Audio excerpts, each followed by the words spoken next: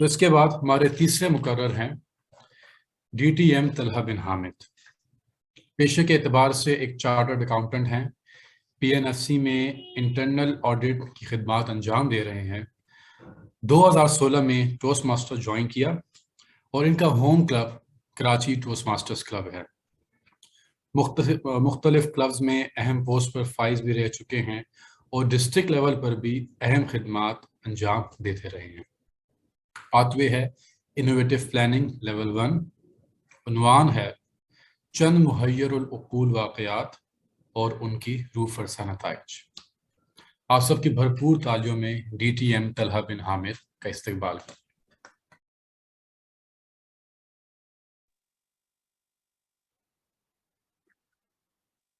28 جون 1978 شہر کوئٹہ، گرمیوں کی ایک جھلستی ہوئی صبح، ایک ڈاکٹر صاحب کے یہاں ایک حسین و جمیل بچہ پیدا ہوا۔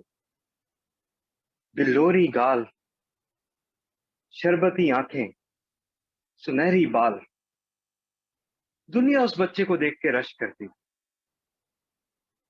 اس بچے کا حسن بے مثال تھا۔ وہ بچہ کیا میں ہو سکتا ہوں؟ نہیں نا، آپ لوگوں کا دھیان کدھر ہے؟ میں وہ بچہ ہرگز نہیں تھا۔ میری پیدائش تو اسی تاریخ کو کراچی میں ہوئی، اور شہر کی مناسبت سے پتلا دبلا استخوانی، رنگ بھی دبتا ہوا، اور دن رات ری ری ری ری کا چرخا۔ صورتحال اتنی گمبھیر تھی کہ میری والدہ بھی مجھ سے وہ لگاؤ شروع میں محسوس نہ کر سکیں جو انہیں کرنا چاہیے۔ میں اتنا خوفناک بچہ تھا کہ ہر ایک کو دور بھگا دیتا۔ وقت کچھ گزرا، حالات کچھ بہتر ہوئے، اسکول میں داخلہ ہوا۔ سبھی اسکول جاتے ہیں، سبھی کے ساتھ ایک جیسے واقعات ہوتے ہیں، تو وہ میں نہیں دہراؤں۔ ہوا کچھ یوں کہ دوسری ہی جماعت میں واردات دل کا شکار ہو گیا۔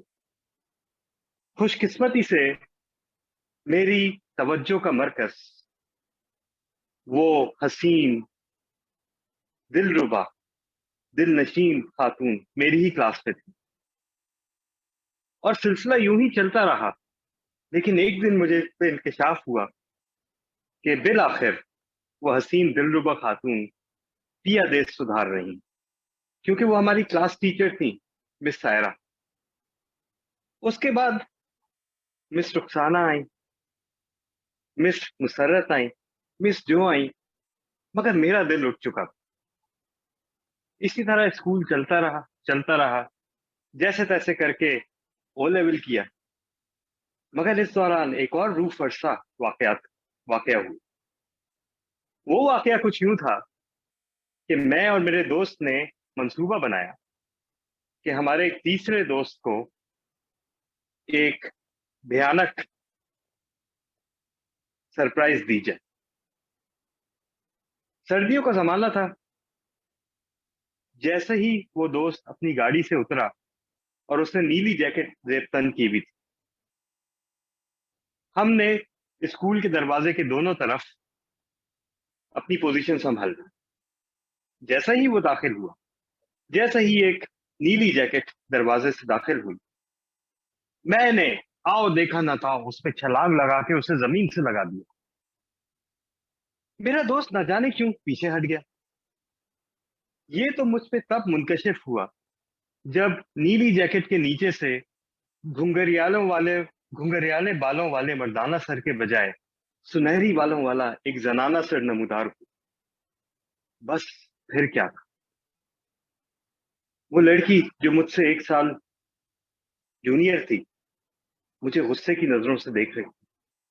اس کے والدین بھی بہت اثر و رسوخ والے تھے، اور میں سوچ رہا تھا کہ آج یہ میری زندگی کا آخری دن، اور اگر یہ بات میری گھر تک پہنچ گئی تو پھر تو میرا اسکول میں داخلہ بھی بند۔ ہمارے جلات صفت ہیڈ ماسٹر بھی ساتھ ہی سے گزر رہے تھے، لیکن ستم ظریفی یہ ہے کہ اس بچی نے کچھ نہیں کیا۔ اس نے نہ شکایت لگائی، نہ شور مچایا، صرف سر سے پاؤں تک مجھے ایسی تحقیر آمیز نظروں سے دیکھا کہ میں وہیں پانی ہو کے بہہ گیا۔ सिलसिला यूं ही चला, कॉलेज में दाखिला लिया। और कॉलेज में क्लास के पहले दिन जो आवाज कानों में पड़ी वो कुछ यूं थी कि जितने भी आप लोग बैठे हैं सबके सब इंजीनियर थोड़ी बनेंगे। किसी को मोची भी बनना है, किसी को धोबी भी बनना है, किसी को प्लम्बर भी बनना है, उसकी भी तो गुंजाइश निकालनी पड़ेगी। ये थे हमारे तबैयात के प्रोफेसर, प्रोफेसर करतार सिंह, माफ कीजिएगा, ये उनकी तखल्लुस था। असल उनका नाम प्रोफेसर मोहम्मद इकबाल था। पहला पर्चा जब तबैयात का हुआ तो मैंने 100 में से 60 नंबरों का शानदार स्कोर हासिल किया।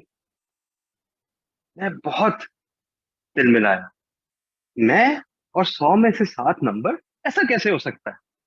ना इन उस्तादों को कुछ पता है, ना इस कॉलेज की कोई औकात है। मैं फौरन वो पर्चा लेके अपने वालिद के पास गया, उनको वो पर्चा दिखाया और कहा कि देखें ये इन्होंने मेरे साथ क्या किया है। वालिद साहब ने वो पर्चा शुरू से आखिर तक देखा और फिर मुझे सर से पांव तक देखा और फिर कुछ यूं गोया हुए, वाकई बहुत ज्यादती हुई। मैं होता तो 100 में से 0.0 देता। ये इतना बुरा पर्चा है कि इतना बुरा पर्चा मैंने आज तक नहीं देखा। जिंदगी कभी कभी हमें यूं ही हैरत से दो चार करती है, और वो दिन और आज का दिन मैंने कभी अपनी सलाहियतों पे अंधा भरोसा नहीं किया। वाकयात तो बहुत हैं, लेकिन उन सब में बड़ा वाकया ये है कि मैं बिल आखिर चार्टर्ड अकाउंटेंसी में दाखिला लेने में कामयाब हो गया और इम्तिहान भी पास कर लिए। और उसके बाद से जिंदगी यूं ही रवा दवा है, और मैंने सिर्फ ये देखा और सीखा है कि जिंदगी में अगर किसी चीज को दवाम है तो वो सिर्फ और सिर्फ हैरतनाक और अंदोनाक वाकयात। महफिल आपके हवाले। बहुत शुक्रिया टोस्ट मास्टर हिना। मेरे ख्याल में आप में से सबने आजकल एक बड़ा, जिस तरह की सियासी गहमा गहमी चल रही है, एक कहावत बड़ी मशहूर हुई है कि सर मुंडवाते ही ओले पड़ गए। कुछ वही ऐसा ही हाल हमारे साथ हुआ। एक तो उर्दू में तज्जिया करना, और फिर जब पेशनामा में देखा कि DTM Talha Mumtaz toast master Talha, तो कुछ ऐसा ही हाल हमारे साथ हुआ कि इतना माशाल्लाह शोला। जब बयां मुकर्रर के बारे में तज्जिया देना बड़ा मुश्किल है, लेकिन मैं पूरी कोशिश करूंगा कि अपने अल्फाज में कुछ मैं तज्जिया कर सकूं। अगर मैं ओवरऑल स्पीच का मैं बयान करूं तो पहली बात तो ये है कि जिस तरीके से मुमताज टोस्ट मास्टर तलहा बिन हामिद तकारीर करते हैं, तो मैं वैसे बहुत उनका फैन हूं। वर्ड मैं फैन यूज करूंगा क्योंकि उर्दू का कोई लफ्ज मुझे लग नहीं रहा जितना।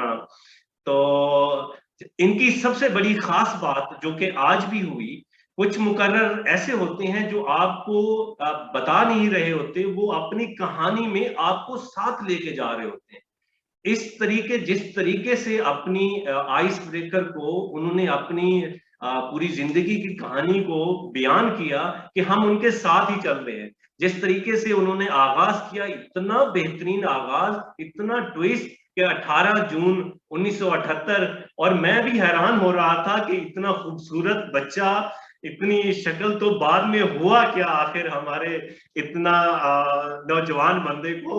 लेकिन बाद में खैर उन्होंने अपना सरप्राइज तोड़ दिया, तो हमें इत्मीनान हुआ कि अच्छा, इतने हालात जल्दी बदलते नहीं है। बड़े ही बेहतरीन तरीके से इन्वॉल्व किया उन्होंने मजाक का।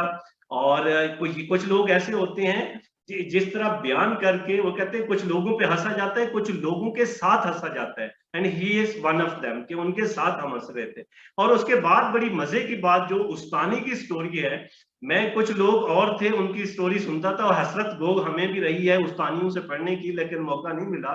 لیکن ماشاءاللہ بڑی خوشی ہوئی آپ لوگوں کو دیکھ کے, بڑی مماثلت ہے ابرار وانی سے آپ کی ملتی ہے, بڑی مماثلت, بڑی خوشی ہوئی کہ کچھ اور لوگ بھی ہیں جو حسین و جمیل استانیوں سے پڑھے ہیں ماشاءاللہ اور ان عشق میں گرفتار ہوئے ہیں.